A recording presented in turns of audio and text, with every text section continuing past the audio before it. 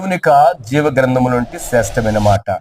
యెషయా గ్రంథం 1:19 మీరు సమ్మతించి నా మాట విని ఎడల భూమి యొక్క మంచి ఫలములను అనుభవించదని దేవుని యొక్క లేఖనం సెలవిస్తుంది.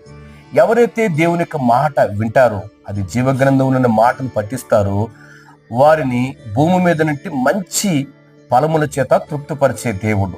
కనుక ఫలాలను కలిగించేవాడు దేవుడే ఉన్నాడు.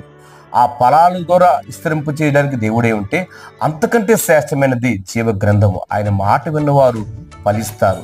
అందుకని కదా, నా యందు మీరును మీ యందున మాట ఉన్నేడలా మీరు బహుగా ఫలిస్తారు. దేవుడు మొట్టమొదటిగా పలికిన మాట ఏంటంటే, మీరు ఫలించుడి. మనం ఫలించాలంటే, ఆధ్యాత్మికంగా ఫలించాలంటే, ఆరోగ్యంగా ఫలించాలంటే, ఆర్థికంగా ఫలించాలంటే సమ్మతించి జీవ గ్రంథం మాటలు పఠించండి. దేవుడి యొక్క ఫలములు మీకు మీ కుటుంబానికి బహుగా విస్తరించిన గాక.